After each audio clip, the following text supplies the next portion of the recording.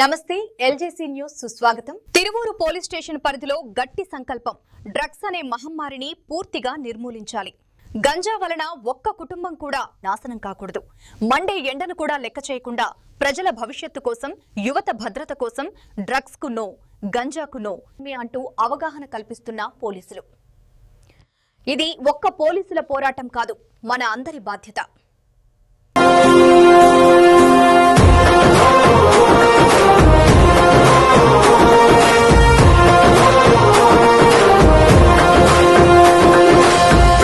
గడపన పొద్దునువై వెలుగులు పంచుతవో, ఆకలి కడుపుకు మెతుకునువై ఆకలి తీర్చుతవో, పోరాటాల జెండనువై సమరం నడుపుతవో, సాయం అంటే ఆ క్షణమే అమ్మై కదులుతవో.